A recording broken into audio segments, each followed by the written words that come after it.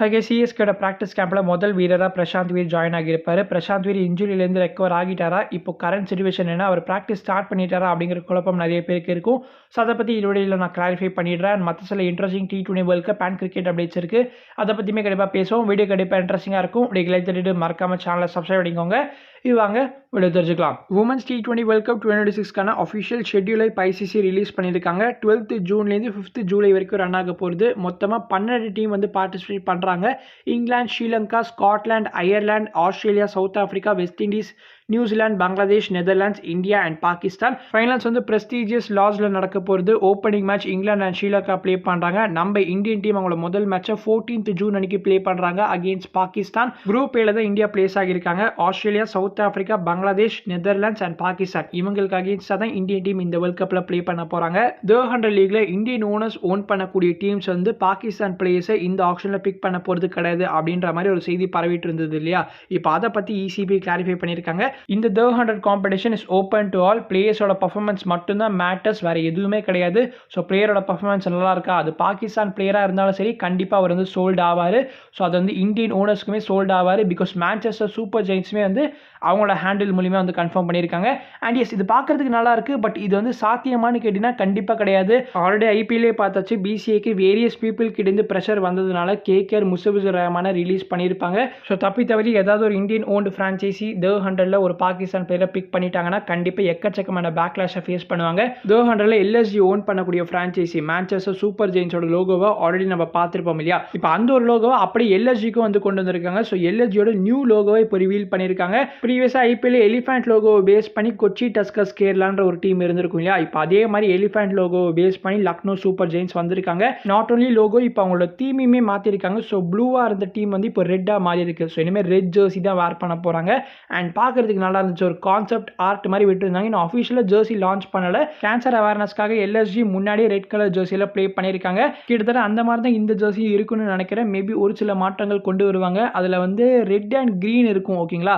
Maybe இதில் வந்து full ரெட்டாக போகிறதுக்கு வாய்ப்புகள் இருக்குது. குளோபல் சூப்பர் லீக் பற்றி எல்லாருக்கும் தெரியும் நம்புறேன். இது வந்து ரிப் ஆஃப் CLT20. CLT20ல எப்படி எல்லா கண்ட்ரீஸ் இருக்கக்கூடிய டாப் ஃப்ரான்ச்சைசி டீம்ஸ் ப்ளே பண்ணுவாங்களோ, இந்த லீக்ல மொத்தமாகவே 5 டீம்ஸ் தான் ப்ளே பண்ண முடியும் அப்படிங்கிற காரணத்துக்காக லீகோட வின்னர்ஸ் மட்டும் சூஸ் பண்ணுவாங்க. 2025 GSL சீசன் அப்போ Hobart Hurricanes one of the டீம்ஸாக ப்ளே பண்ணியிருப்பாங்க. ஹோபார்ட் ஹரிகேன்ஸ் தான் அந்த டைம் BBLோட சாம்பியன்ஸாக இருந்தாங்க. அதே மாதிரி ILT20லேருந்து துபாய் கேபிட்டல்ஸ் ப்ளே பண்ணியிருப்பாங்க. ஸோ இப்போ GSL 2026 சீசன் வந்து ஜூலை 23லேருந்து ஆகஸ்ட் 1 வரைக்கும் ரன் ஆக போகுது. ஸோ பர்த் ஸ்காட்சஸ் இப்போ கிரீன் சிக்னல் கொடுத்துருக்காங்க. இந்த லீக்ல அவங்க பார்ட்டிசிபேட் பண்ண போறாங்க. பர்த் ஸ்காட்சஸ் தான் கரண்ட் BBL சாம்பியன்ஸ். தென் ILT20லேருந்து டெசர்ட் வைப்பர்ஸ் ப்ளே பண்ண போறாங்க. அண்ட் ஹோஸ்டான கயானா அமேசான் வாரியர்ஸ், இந்த 3 டீம்ஸ் இப்போதைக்கு கன்ஃபார்ம் ஆகியிருக்கு. மீதி 2 டீம்ஸ் இன்னும் அனௌன்ஸ் பண்ணல. சன்ரைசர்ஸ் ஈஸ்டர்ன் கேப் SC20யோட கரண்ட் சாம்பியன்ஸை கான்டாக்ட் பண்ணியிருக்காங்க.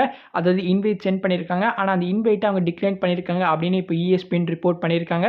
So let's wait and watch யார் ப்ளே பண்ண போறாங்கன்னு நீங்க நினைக்கிறீங்க அப்படிங்கிறத மறக்காம கமெண்ட்ஸ்ல ஷேர் பண்ணுங்க. அப்படி T20 வேர்ல்ட் கப் பார்க்க வந்தோம்னா இன்னைக்கு ரொம்ப இம்பார்ட்டன்டான டேங்க. 3 PM south Africa and west Indies play பண்ண போறாங்க. அண்ட் 7 மணிக்கு இந்தியா அண்ட் ஜிம்பாவே சேப்பாக்ல ப்ளே பண்றாங்க. எல்லா இந்தியன் ஃபேன்ஸ் எனக்கு சவுத் ஆஃப்ரிக்கா வின் பண்ணி ஆகணும் அப்படின்னு வேண்டிட்டு இருப்பீங்க. ஹோப் உங்களோட பிரேயர்ஸ் வந்து வீண் போகாது. இன்னைக்கு ஸ்டேடியம்ல மேட்ச் பார்க்க போற நண்பர்களுக்கு 2 முக்கியமான விஷயம் இப்போ நான் சொல்லிடுறேன். மேட்ச் டிக்கெட், அதாவது QR கோட் வச்சிருக்கிற எல்லாருக்குமே இன்னைக்கு மெட்ரோ இஸ் ஃப்ரீ. அதாவது மெட்ரோ மூலியமா வந்து நீங்க ஸ்டேடியம்க்கு போறீங்கன்னா உங்களுக்கு வந்து ஃப்ரீ ஆஃப் காஸ்ட். நீங்க போயிட்டு திரும்ப வரதுக்கு ரெண்டுமே ஃப்ரீ ஆஃப் காஸ்ட் தான். ஸோ நான் வந்து last time USS Netherlands match போனப்போ இது ஃப்ரீ நம்பி தான் போனேன். கடைசியில் பார்த்தா என்னை ஏமாத்திட்டாங்க. என் ஃப்ரெண்டெல்லாம் வேற பக்கத்தில் இருந்து என்னை வேற கலாச்சிட்டு இருந்தான். ஏன்டா ஃப்ரீன்னா சொன்னியடா, கடைசியில் பார்த்தா 40 ரூபா வாங்கிட்டானடா அப்படின்னு சொல்லி என்கிட்ட வந்து பேசிக்கிட்டு இருந்தான்.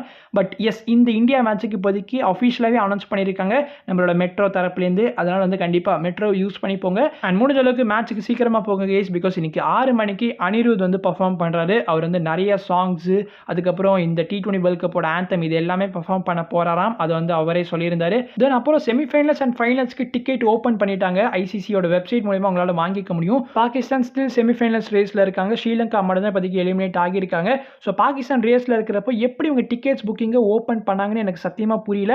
அதுக்கப்புறம் லேட்டராக செக் பண்ணி பார்த்தப்போ என்ன தெரிய வந்துச்சுன்னா, ஸோ டிக்கெட்ஸ் வந்து ரீஃபண்ட் பண்ணியிருக்காங்க. பண்ணிடுவாங்களாம். இப்போதைக்கு ஃபர்ஸ்ட் ஃபேஸ் மட்டும் தான் ஓப்பன் பண்ணியிருக்காங்க. Semi-final 1 Kolkata, semi-final 2 Mumbai and finals வந்து அகமதாபாத்தில் நடக்கிறது.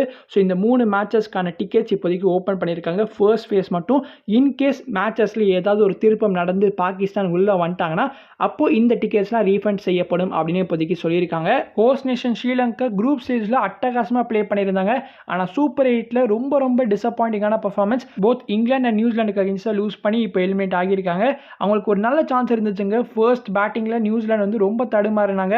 லெஸ் தேன் 100 94 for 6ன்னு இருந்தப்போ captain Mitchell Santner and Cole McConchie இவங்க 2 பேர் சேர்ந்து record breaking 84 run 7th wicket பார்ட்னர்ஷிப்பை பில்ட் பண்ணியிருப்பாங்க. 130 வருமானம் இருந்த இடத்துல 168ல ஃபினிஷ் பண்ணியிருந்தாங்க. Sri Lanka right from the start அவங்களுக்கு சுத்தமாக மொமெண்டமே கிடைக்கல. அவங்க வந்து விக்கெட்ஸ் லூஸ் பண்ணிட்டே இருந்தாங்க ரெகுலர் இன்டர்வல்ஸில். ஜஸ்ட் 107 ரன்ஸ் தான் ஸ்ரீலங்காவால் ஸ்கோர் பண்ண முடிஞ்சிச்சு. 61 ரன்ஸ் மார்ஜினில் நியூசிலாந்து இந்த கேமை வின் பண்ணியிருக்காங்க. ஸோ நியூசிலாண்டோட என்ஆர்ஆருமே நல்லா இம்ப்ரூவ் ஆகியிருக்கு. பாகிஸ்தானுக்கு ரொம்ப டிஃபிகல்ட். அவங்களோட லாஸ்ட் கேம் அகேன்ஸ்ட் ஸ்ரீலங்காவை நல்ல ஒரு என்ஆர்ஆரில் வின் பண்ணால் மட்டும்தான் அவங்களால குவாலிஃபை ஆக முடியும். பாகிஸ்தானுக்கு ஒரு நல்ல விஷயம் என்னன்னா இங்கிலாந்து vs நியூசிலாந்து மேட்ச் வந்து இந்த பாகிஸ்தான் vs ஸ்ரீலங்கா மேட்சுக்கு முன்னாடி நடக்க போகிறது. ஸோ அவங்களுக்கு கண்டிப்பாக வந்து கிளியராக தெரிஞ்சிடும் என்ன மாதிரி நம்ம ரன் ஸ்கோர் பண்ணியாலும் எந்த ஒரு மார்ஜினில் வின் பண்ணணும் அப்படின்னு. இஃப் நியூசிலாந்து இங்கிலாந்துக்கு அகேன்ஸ்டாக வின் பண்ணிட்டாங்கன்னா அப்போ நியூசிலாந்து செமிஸ்க்கு போவாங்க. ஸோ இங்கிலாந்து ஆல்ரெடி செமிஸ்க்கு குவாலிஃபை ஆகிட்டாங்க. பை தி வே கைஸ், இன்னைக்கு இந்தியா ஜிம்பாப்வே மேட்ச்சுக்கு Rinku Singh will not be available. Rinku Singh அவரோட வீட்டுக்கு திரும்ப போயிருக்காரு டியூ டு ஃபேமிலி எமர்ஜென்சி. ரிங்குவோட ஃபாதர் லாஸ்ட் 1 இயராகவே வந்து கேன்சர் ட்ரீட்மெண்ட் அண்டர்கான் பண்ணிட்டு இருக்காரு. But over the last few days அவரோட கண்டிஷன் இன்னும் மோசமாகி இருக்கு. அதனால தான் ரிங்கு சிங் இப்போ வந்து உடனே போகிற மாதிரி ஒரு சிச்சுவேஷன் கிரியேட் ஆகியிருக்கு. அவர் திரும்ப நம்மளோட last super 8 match against West இண்டீஸ்க்கு ரிட்டர்ன் ஆக போறாரா இல்லையாங்கிறது தெரியல. பட் இப்போதைக்கு அவர் இந்த இந்தியா ஜிம்பாப்வே மேட்ச் ப்ளே பண்ண போகிறது கிடையாது. ஸோ சஞ்சு சாம்சனுக்கு ஒரு நல்ல வாய்ப்பு இப்போ கிரியேட் ஆகியிருக்கு. லெட்ஸ் ஹோப் சஞ்சுவோட பேட்லேருந்து இன்னைக்கு சேப்பாக்கில் ஒரு 50 பார்ப்போம்னு நான் நம்புறேன். ஃபைனலி சிஎஸ்கோட ப்ராக்டிஸ் கேம்ப் பற்றி பார்த்துருமா. லாஸ்ட் வீடியோவில் தான் வந்து இதை பற்றி பேசியிருந்தேன்.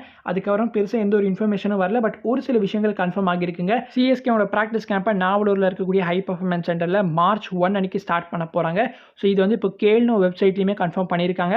இதை பற்றி லாஸ்ட் வீடியோவில் நம்ம பேசியிருப்போம். அதனால தான் சொல்கிறது நம்ம சேனலில் ஏர்லியாகவே இன்ஃபர்மேஷன் கொடுக்குறோம். ஸோ சேனலை மறக்காமல் சப்ஸ்கிரைப் பண்ணி வச்சுக்கோங்க. கேல்னோட இன்னொரு விஷயத்தையுமே கன்ஃபார்ம் பண்ணியிருக்காங்க. சிஎஸ்கேவோட சேர்ந்து எஸ்ஆர்ஹெச்மே அவங்களோட கேம்பை ஹைதராபாத்தில் ஸ்டார்ட் பண்ண போகிறாங்க March 1 அன்னைக்கு. ஸோ எஸ்ஆர்ஹெச்லேருந்து எந்தெந்த பிளேஸ்லாம் ஜாயின் பண்ண போகிறாங்கன்னா அனிகேத் வர்மா, சலீல் அரோரா, ஹர்ஷல் பட்டேல், ஹர்ஷ் தூபே, பிரஃபுல் ஹிங்கே, ஷிவாங் குமார், கிரைன்ஸ் ஃபுலேத்ரா, சாகிப் ஹுசேன், ஓங்கார் தர்மலே, அமித் குமார், சிவமாவி இந்த பிளேயர்ஸ்லாம் தான் likely to join the camp. So அதுக்கப்புறமா 1 by 1 மற்ற பிளேயர்ஸ்லாம் ஜாயின் ஆவாங்க. சிஎஸ்கே கேம்பில் டே 1லேருந்து தலதுணி எதிர்பார்க்கலாம். அது கூட சேர்ந்து ராமகிருஷ்ண கோஷ், முகேஷ் சௌத்ரி அண்ட் அவரோட நியூ சூப்பர் கிங் அமன் கானுமே வந்து டே 1 ஆஃப் ப்ராக்டிஸ்லேருந்து அவைலபிளாக இருப்பாரா. வழக்கமாக சிஎஸ்கே கேம்பில் பார்க்குற ரவீந்திர ஜடேஜாவை இனிமேல் ஆர்ஆரோட கேம்பில் பார்க்க போகிறோம். ஸோ நியூ கிட்டுமே வந்து ஆர்ஆர் இப்போ ஜடேஜாவுக்கு கொடுத்துருக்காங்க.